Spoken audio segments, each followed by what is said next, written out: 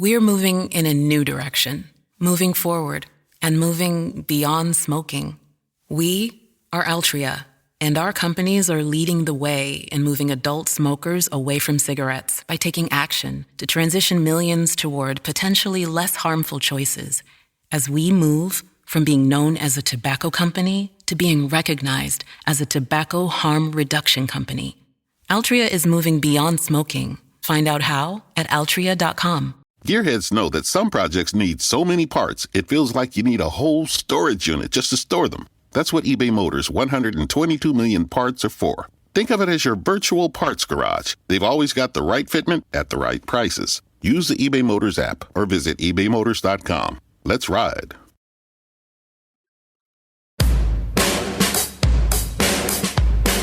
Hey everyone, this is the Almost World Podcast. Bringing to you mind-blowing interviews with guests from all over the world. So settle down, relax, and enjoy the show.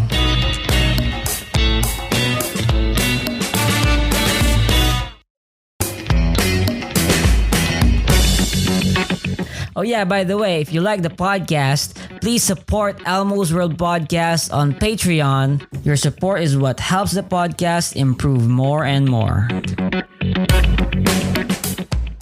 Welcome to Elmo's World Podcast. This is Elmo, and I'm with my friend Tobias. Hey man, can you introduce yourself? Yeah, so like Elmo said, my name's Tobias. I am 23 years old, currently a student. I'm in law school in my very first year. I graduated from university back in 2019. I got my bachelor's degree in economics from there. And during my time there, I also took a few philosophy classes, mainly like the introductory stuff, and was pretty involved with the on-campus philosophical community. So I went to philosophy club and had a pretty good time doing that. Had some pretty good relationships with my philosophy professors, talked philosophy a lot with them.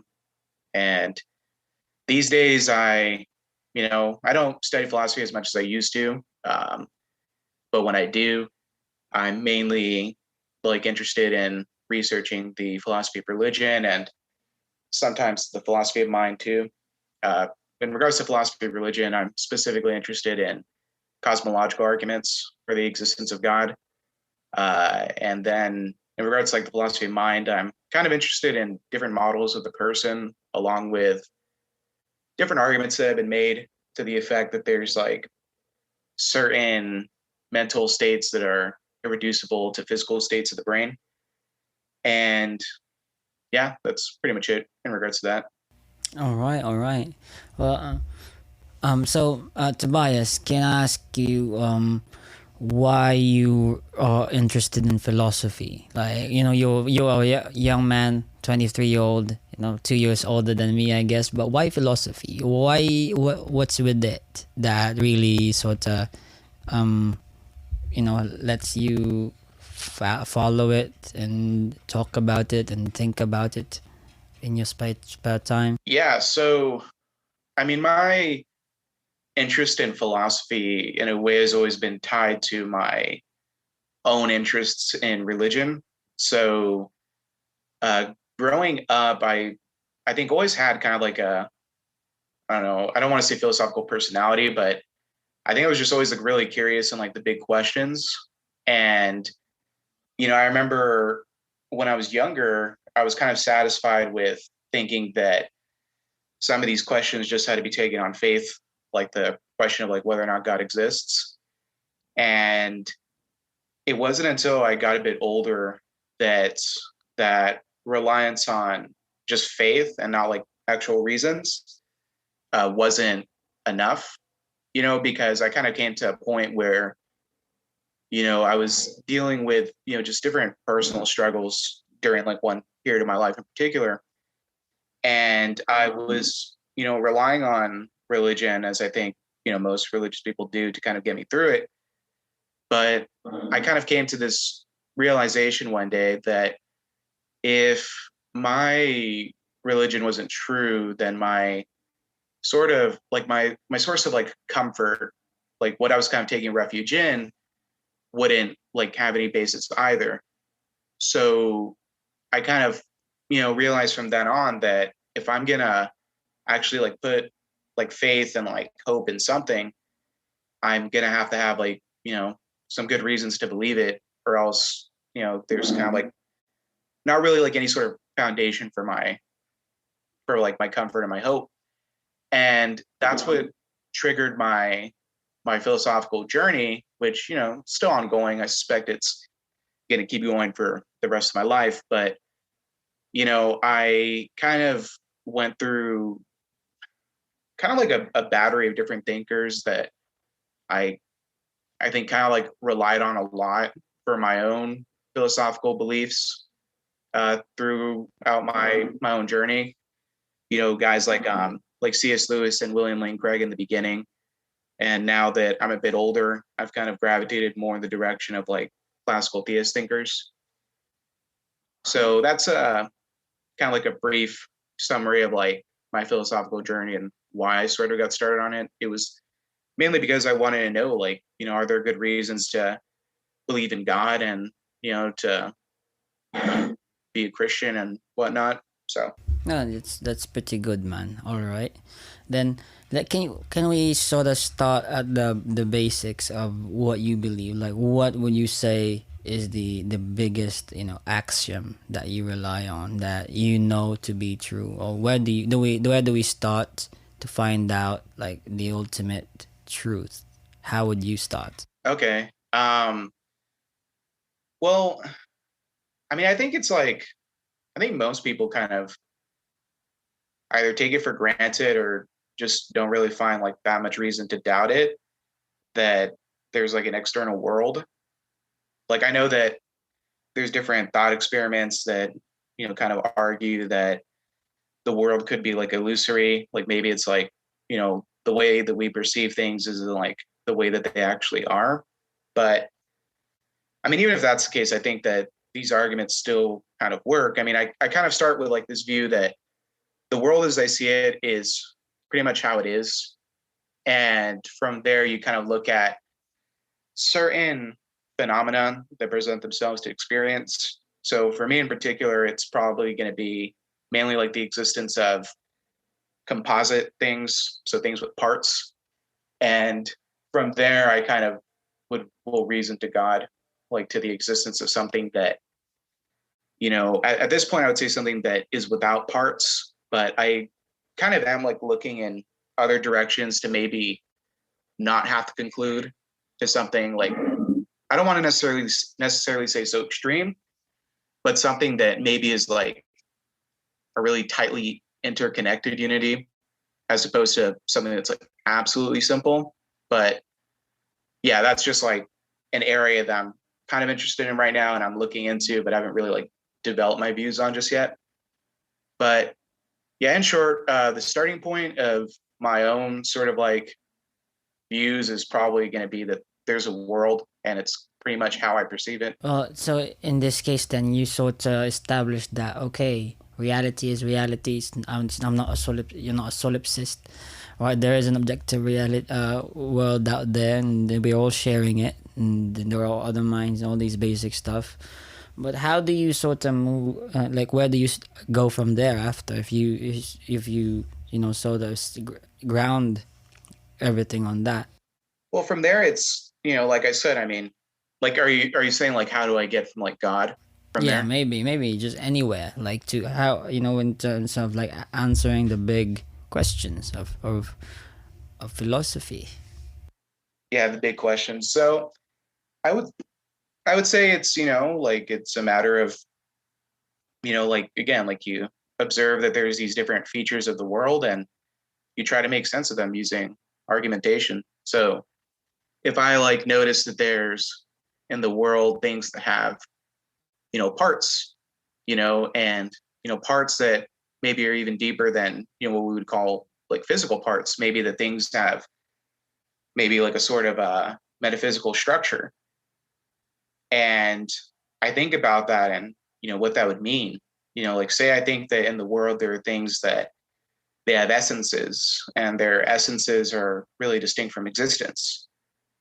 then from there, it's just, I think, like a matter of teasing out the implications of what that means. So you start with the existence of something, and you think about it, and you ask about the implications of it, and then you kind of work out from there. So in a way, it's kind of like, it's almost like a tree, like you have the roots, and then you kind of end up like with all these branches that extend in these different directions. So the roots are kind of like acknowledging that there is a world, and that there's these different features of experience in the world, such as the existence of composite things or contingent things and whatnot. And then you kind of build it from there. But like, that's like really to the God question. I mean, if you want to kind of get into the, the sort of mind question, like, is, mental stuff just like another kind of physical stuff? I think that, I mean, that's not, I don't know if it's necessarily like kind of an empirical question, like something that you could just observe. I mean, that's kind of what how most of those arguments work. They say that these mental phenomena aren't observable in the same way that physical phenomena are, and they sort of argue from there that they're not so reducible. So I guess like with mental phenomena more than like arguments for the existence of God, I think they require more of like a philosophical approach, like a strictly philosophical approach, as opposed to making use of some like empirical premise to reason to God. Okay, so if you're gonna sort of use metaphysical arguments, maybe, or I guess metaphysics, in order to understand what ultimate reality is, let's start with God, right? Like, do you believe in God, my friend, and how have you arrived at that, I guess, position of believing in Him? Yeah, so for me, there's, I guess, like two different like ways that I believe in God. So the first way is going to have to do with reasons, and then like the second way is kind of going to be more of like, I would almost say like experience, like religious type experiences.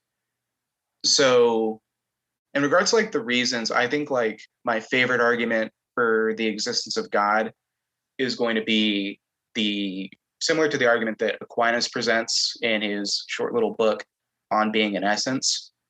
And that argument just sort of like starts with, the fact that there are these sort of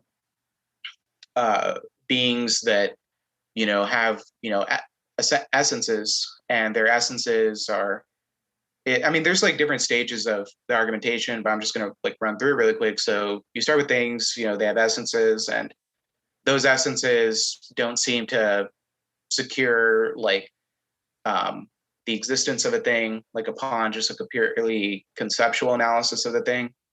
And then when you kind of tease out the implications of like a being that only has like a conceptual distinction between its essence and existence, you realize that there couldn't be, multiple beings if there's only a conceptual distinction and not a real distinction. And, given that we observe that there are a multiplicity of things, you could kind of figure out from there that there is a real distinction between essence and existence. And then you kind of like tease out the implications of that. And, theoretically that would get you to God. And that's like one avenue that I take. That's not really like an argument that I would present, on the streets to like somebody who isn't, like isn't too knowledgeable in philosophy. But it's just like from my own perspective, it's the argument that makes the most sense to me. And then in regard to like the more experiential component, I think, are you familiar with like C.S. Lewis's work at all? Okay, so like then you've like heard about his argument from desire and things like that. Yeah, so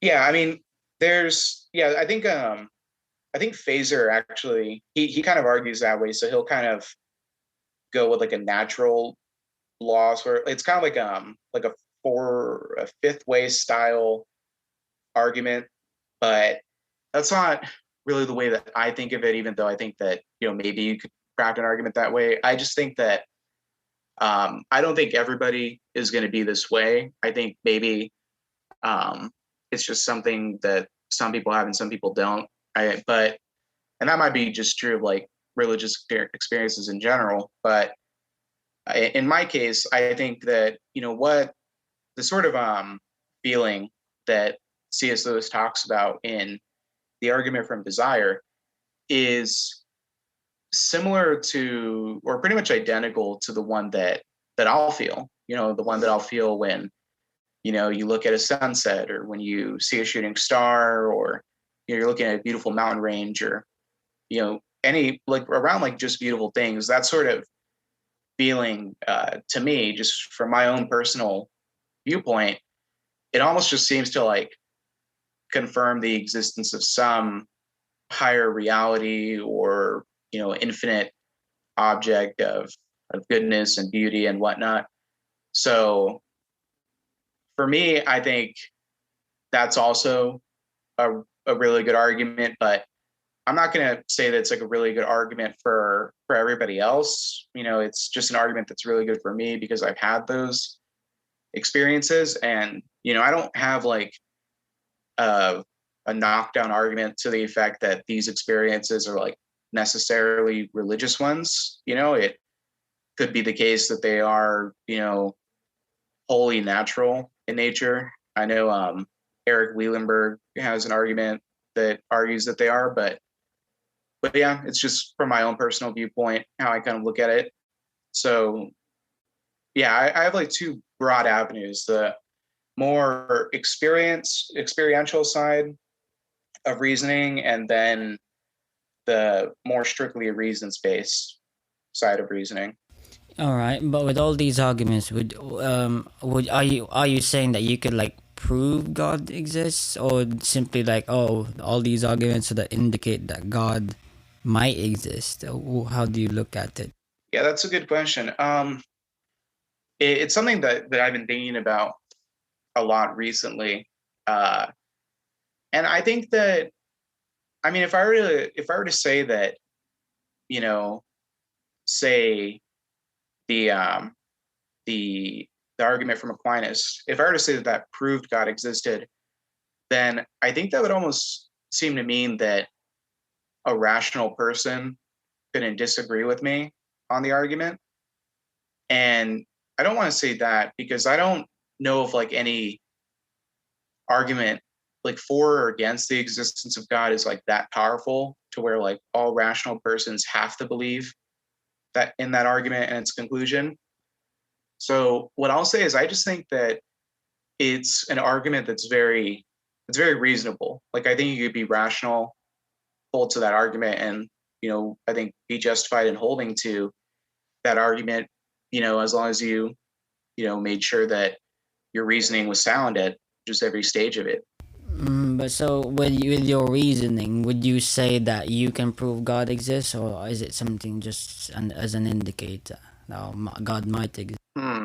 I think that, well, because I don't want to like say that I think you can't prove that God exists, because that would almost seem to indicate that I'm like an agnostic, which I'm not. I'll say that I think, I'm a theist, so I'm a theist, but so would you think of like, I would say that probably in this life we can't arrive at complete knowledge of God, but I think that these arguments, it's like, by certainty, are you saying like I'm 100% certain? Like I wouldn't say that then. I wouldn't say that I'm 100% certain that these arguments get you to that. The way that I see it is that these arguments, in a way, they kind of like form like this network that, like, once you have all of them in play, or sorry? They paint a picture and show you like they indicate that God probably might exist, I guess. Yeah, I think, I mean, I wouldn't take like I don't know if because I know like Swinburne has an approach like this where he kind of thinks that like the balance of evidence tips one more in like favor of theism.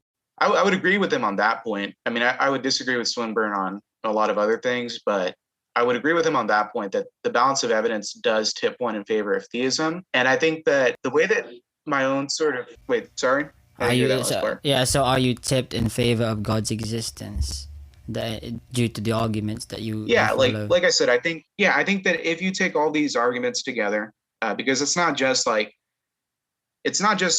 the cosmological arguments, right? And it's not just like the experiential arguments. Like you also have to think about the arguments that atheists put forward against the existence of God, and you have to evaluate that. And then you also have to look at arguments in favor of naturalism and maybe difficulties that the naturalism has. And if you think of theism and naturalism as like competing worldviews, like if you think of them as the competing worldviews, then I think having good reasons to not believe in one kind of would lean you more towards the other if that's the only other view on the table. I don't think so. Like you could be like an idealist but not a theist, you know? So how are you defining natural then? All right, like for example, like so naturalist is someone who just who believes that everything that exists in the universe is resulted from natural phenomenon, right? But you could be an idealist, someone who's like a believes in an impersonable pantheist universe, but not be like a theist, like someone who's a classical theist. So why are you thinking that naturalism excludes, mind kind of being more foundational than matter? Well, then with that, we would have to go like on understanding ontology, and I guess so. And that really sources from the hard problem of consciousness right now, right? Like, and all that stuff. So it doesn't necessarily mean that if you're a naturalist that you have to juxtapose it with theism. You could just be like an not agree with theism. Okay, so so you don't think that theism and naturalism are like the only options on the table. You think idealism is kind of I don't think they're opposites. Like exactly, like I don't think that the negative, the negation of theism would lead you to being a naturalist. even if they were just the only options on the table, you don't think that would be the case? Like hypothetically. Well, if they were if they were on the only options in the table, no, I don't think there's like well, if like there's literally the only two options, there probably yes, the negation of one will indicate the other. But from how we understand reality, there are so many possibilities, and so there are other options other than. Yeah, well, I guess my only I think my main problem with that is that the category of natural things has always been kind of vague to me, because you do have naturalists that say sorry, that say you know like phenomenal properties could just be the intrinsic aspect of physical things, because they think that science only gives you like the structure of reality but doesn't get you to the intrinsic structure. So they're I think it's epistemic structural realists. And that would, I mean, I don't know if that would necessarily, I think that would kind of be almost like a kind of idealism in a way, because there's different ways to cash out idealism. And if you think that phenomenal properties go all the way down, and they're like just like part of the material world, like an equal aspect of the material world, then I don't know, to me, like that doesn't seem that far away from idealism. But anyway, I don't think it's too essential to.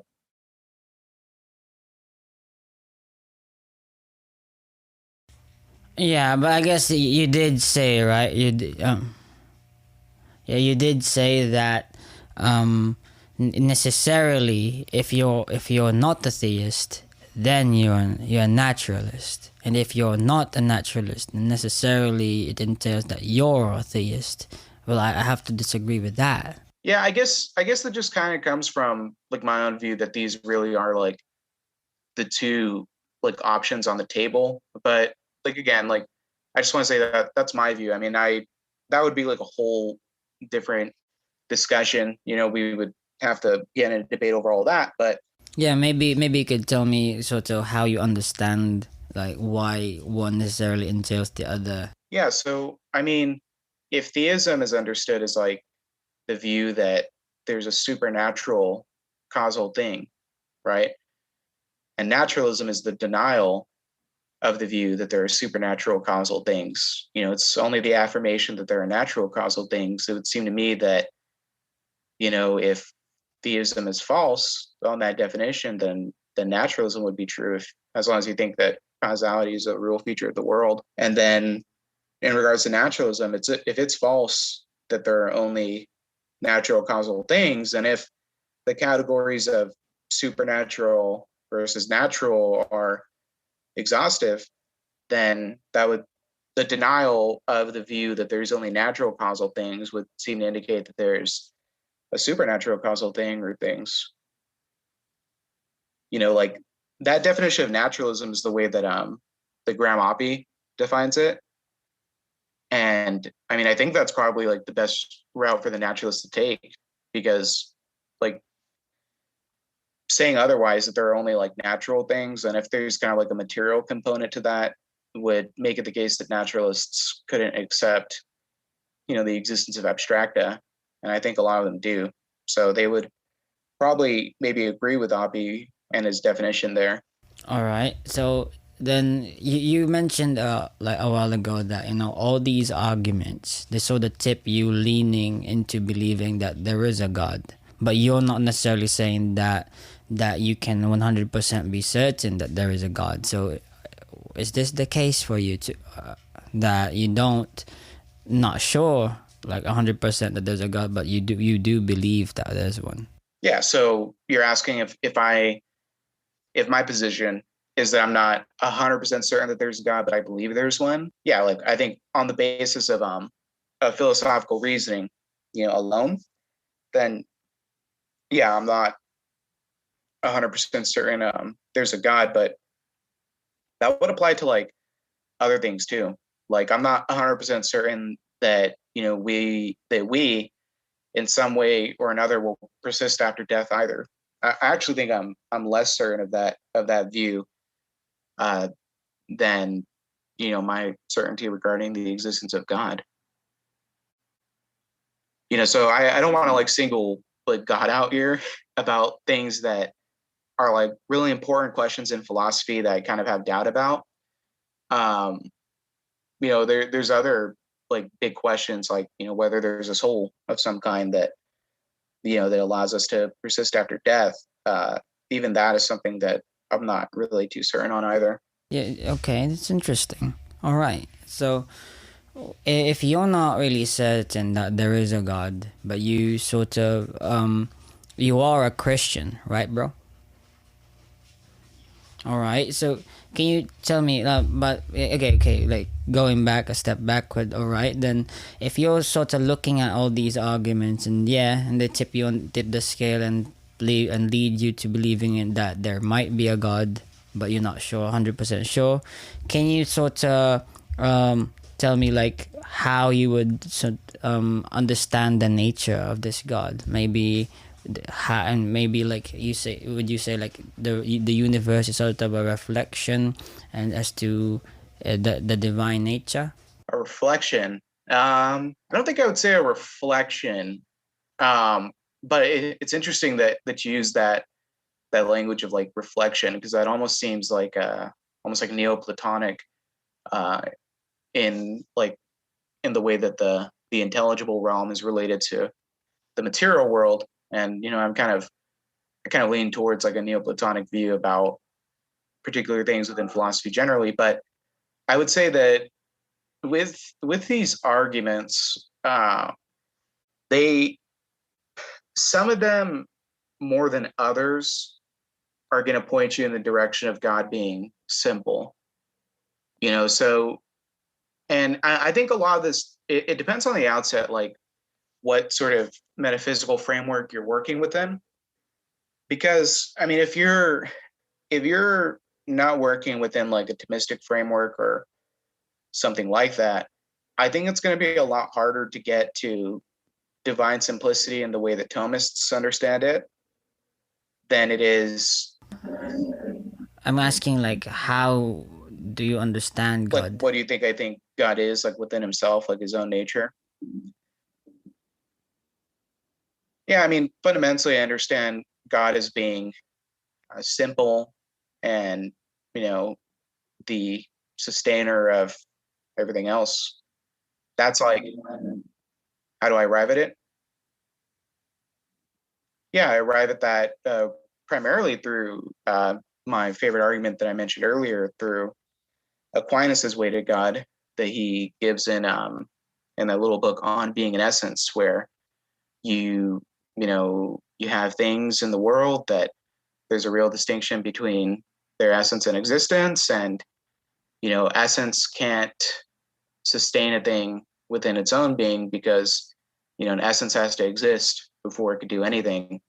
So since existence is prior to essence, and existence doesn't come from from essence, like I just said, then if you have a certain principle at play that I didn't really mention, but I can if you want, it leads you to the idea that existence has to come from outside of the substance in question. It has to have a cause. And that sort of causality isn't the sort of causality that could be had without a primary member that kind of has that, I don't want to say property, but has that feature in question, of itself, and it bestows that feature continually upon all other things.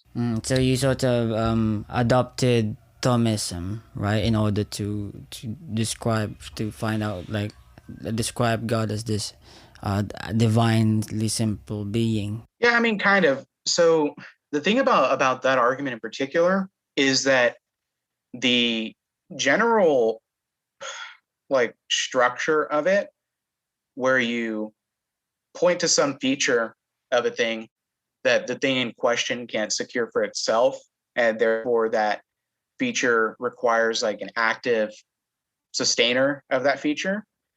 That's not specific to Aquinas. So like Plotinus has a similar argument, and there's also Stephen Nemish. There's this I guess like this phenomenologist who has like a similar argument in terms of structure. And okay, yeah, I haven't watched that interview, but I've listened to a couple of the other ones. But I'll have to check that one out later. But I mean, I've read a bit of that argument, and just from like the brief amount that I've read, I'm like, okay, this seems like the same sort of overall structure as Aquinas's, and that seems to be repeated like across different thinkers too. There's this book by from John Whipple, who's a Thomist, but it's like a collected series of papers by these different scholars that it's like I think it's called like the ultimate why question. And in that book, different thinkers from like Asian thought and medieval and Arabic and other kind of areas of the world all kind of have similar argumentation.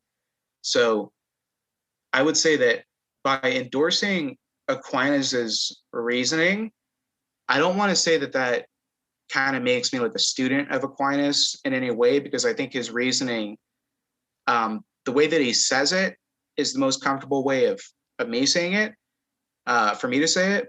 But I do think that there is a bit of wiggle room in the metaphysics involved and in kind of how you're going to understand God based off of the sort of like the terminology that you use. Does that make sense? Yeah. All right. So in this sense, can you tell me how you arrived at Christianity? Is it simply like a basis of like the historical accuracy of the Bible and the Gospels and the Christ's resurrection? Why do you believe in Christianity? Yeah, Christianity is actually it's a pretty difficult one, because I don't know how confident like I am in historical aspects of like the Old Testament, and I'm not sure like how much of that you have to believe to be considered like a legitimate Christian. Yeah, because I guess you have to have believed like the Nicene Creed. I guess that's the most basic. Yeah, like, so I would say that for me, Christianity, the whole question about like Christianity comes after the question of God, right? And I think the view that you have of God matters here. So, if you're a theist like me and you believe that, God, you know, has like this active causal influence on the world, he's not like a sort of a deist God where he just causes the world and then leaves, or whatever, does something else.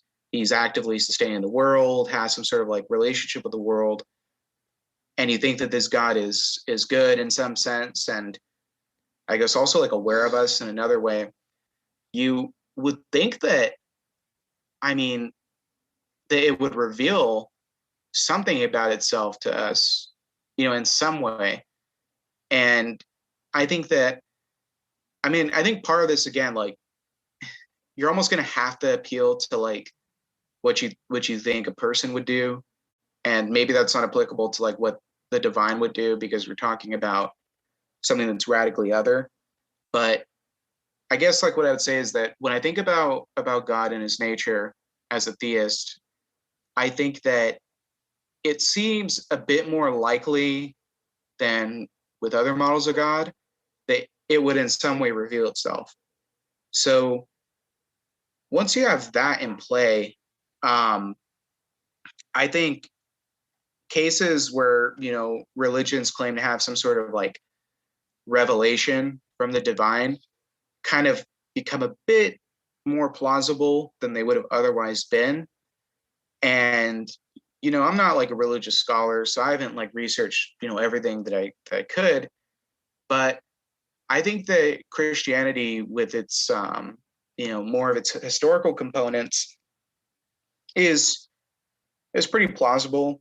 And like I said, I think part of this is also going to have to do with your own views about religious experience and whether that could kind of incline you towards the direction of a particular religion. And yeah, with with that, I'm not going to say like the argument for the resurrection is like amazing, because I don't think it's like an incredible argument, like the kind that's defended by William Lane Craig. But still, I think it's decent enough, and with a certain model of God in mind, I think that Christianity looks to be pretty plausible. And if you sprinkle in some religious experiences that seem to be tied to Christianity, then I think that that's why I consider myself a Christian. Yeah, so you believe that Christianity is plausible, right? And that's why you are a Christian right now, but you don't really see the evidence as strong enough, right? But you are sort of arguing like from like a experiential religious experience perspective as well. So that's one of like the big arguments you have why you are a believer, right? Yeah, because I think most Christians will say like that when it comes to Jesus, he's not like some static figure from the Bible that you only read about. Like I think most Christians would say, or at least most Christians that have had some sort of religious experience would say that Jesus is more like a dynamic character within their own lives, that he's a person to encounter within church and within reading the word and things like that. So like for me, I just think that Christianity is plausible. I think I'm more certain that God exists than I am that Christianity is true. That's not to say that like I'm an agnostic Christian. I know that that's a category that some people would include themselves in, but I think I'm a bit more confident in like the argument from the resurrection and like in my own religious experiences, than that. But yeah, I think that's why I would consider myself a Christian. And I can't stress enough, because like I can't stress enough the whole you would think that God would reveal himself component, because, there was one time where I was like really considering just being like a Neoplatonist. So kind of having like a strictly philosophical sort of system without like any religious component. And I remember just kind of like personally finding it implausible in the sense that, within Neoplatonism, there is like an afterlife, like there's like an element of like reincarnation for those that, like, I guess don't like ascend high enough or whatever, but not like a religious one. I mean, I consider myself like kind of like a student of their metaphysics, but I wouldn't adopt their like religious beliefs. So like with the Neoplatonists, like they would say like, okay, there is a way to sort of achieve like the good afterlife, right? And I'm simplifying things here by like calling it an afterlife and good and all of that, but they would say that there's a way to do that. And to me, I just find it implausible that, I mean, every human would have this capacity, right, to enter into the afterlife, like this ideal afterlife. But you're telling me that the one, and I'm going to kind of speak of it as a person for a bit, even though I know that's not strictly true.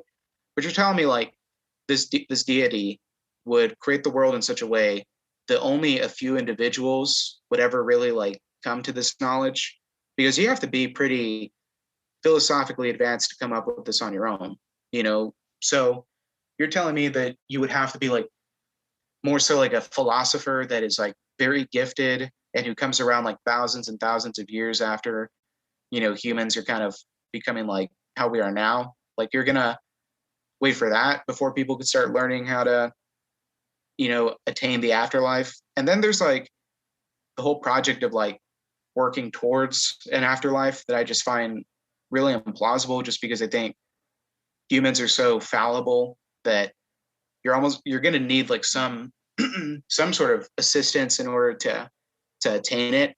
So when I think about these different considerations, I don't know. That's why Christianity starts to make a lot more sense to me. Just because you have a system in place where God did um, come down to help us attain immortality, and God has revealed himself to us in a person. And I mean, I know that questions could be asked about whether that was the best way to do it, like whether communicating it in this isolated part of the world with sort of like oral tradition at first before it was written down, whether that was like the most effective way of doing it. But I mean, like, how many like millions of people like are Christian throughout history and like today? I mean, obviously it works somehow. So I don't know, like I just, when I consider like these other things, they might not be persuasive to others, but from my own perspective, like when I think about it, that's what kind of makes me think Christianity is that much more plausible over like a strictly sort of philosophical theism. I guess you just found Christianity as this alternative to just being this philosopher that Neoplatonist philosopher. Because it also answers like the problems, the big questions about the afterlife, like morality and all that stuff, right? And it's very pragmatic to be Christian too. Yeah, it's also it's not even so much that it answers, it's not just that it answers the question, because Neoplatonism does that too, right? Like you have an afterlife there and you have a God and things like that. But it's more so that I think the way that that's understood and the way that came to us is more intelligible under Christianity. And I do want to say, like, I mean, when you think about like Pascal's wager too, I think that that's like almost like the final cherry on top of like everything that I've discussed so far. So like I've discussed, arguments for theism that are reason-based, arguments for theism that are based on experience. I've talked about, Christianity making a lot of sense and it almost seeming a bit more likely on certain models of theism. I've talked about, why I'm not a naturalist. And my dog's barking right now. I don't know if you can hear that. Yeah. So I've talked about all of that. And what I'm saying is that, gosh, I lost my train of thought. Seeing a dog. Yeah, but what I was gonna say is that I think that when all that's considered, and you think about like Pascal's wager, that you know really it's sort of binary, right? Like either God exists or he doesn't.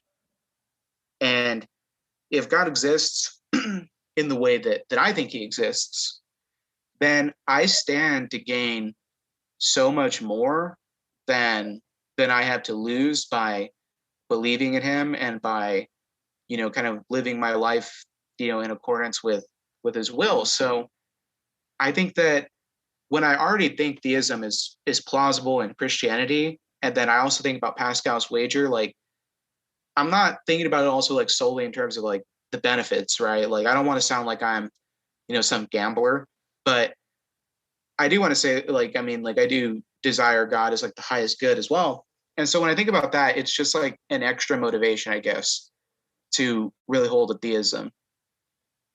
And because I mean William Vallicella, I don't know if I mispronounced his last name there, but William Vallicella, he has this blog, and he talks about this a lot. He's like, at the end of your life, like what's really been lost by having kind of like lived with a sort of Christian ethic?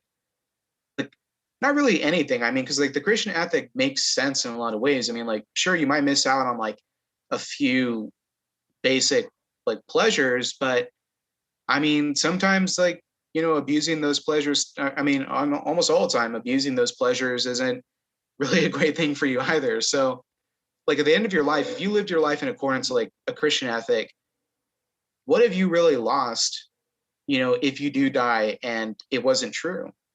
Like you lived your life as being like a really good person. And that's not to say that non-Christians can't be good persons, because some of the best people I know are non-Christians. But, it's just to kind of illustrate that general point that you won't lose anything by, betting on God, and you stand to gain everything. So all that together is, why I am a theist. So, can you tell me then, like, what does it mean to be a Christian? Like, do you not so you're someone who doesn't really 100% believe that God to exist? But you see Christianity as plausible and God as plausible, but you act in a way that it is true. It's because it's useful in the Pascal's wager and everything, and the indic in Christian ethic is very useful too, and I guess sort of in the right, I guess, from your perspective. So how should one act and live as a Christian?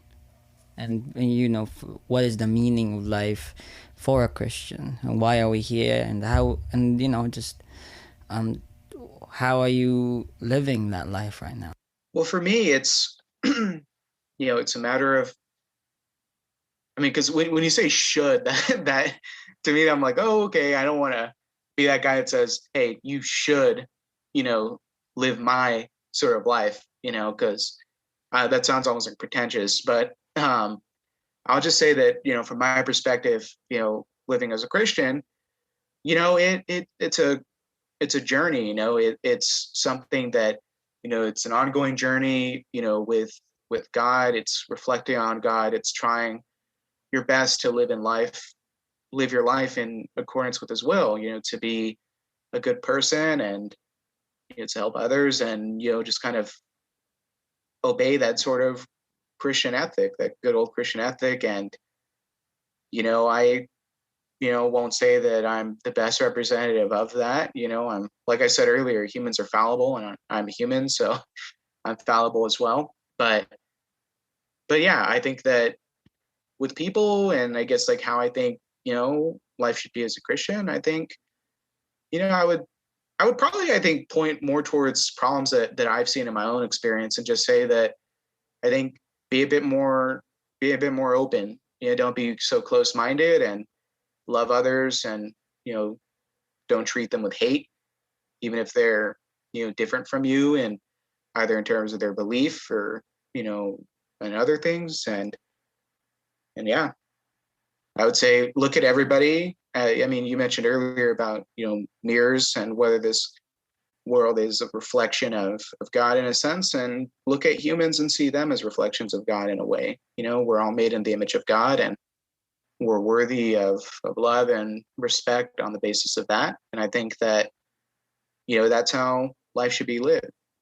We're social animals, we live in communities, and I think that that's important to our own proper functioning, being in a community and living with others. And I think that kind of, again, recognizing that man is made in the image of God would help to foster a better sense of community. And I think that would just lead to better feelings for everybody, make everybody feel better. I think that that's the whole thing about, man and, needing a community, I think is like pretty evident nowadays, like living in quarantine. I think a lot of people are recognizing that we are social animals now more than ever before. At least from my experience, a lot of people aren't liking it. I kind of enjoy quarantine, but that's just me. So yeah, I mean, that's kind of like how I think about living life as a Christian. I think it could be summed up as like, follow God and don't be a jerk. Tobias, thank you so much for coming on the podcast, man. It's been awesome talking to you, and yeah, bro. It's been really nice learning from your perspective and understanding how you've developed your own worldview. Yeah, thank you. I really enjoyed the conversation, man. So that's the end of it. Thanks for tuning in, guys. This is your host, Elmo Ador Jr. And thank you for listening in. And please subscribe. Please follow us on Facebook. Please follow this. Please. Thanks.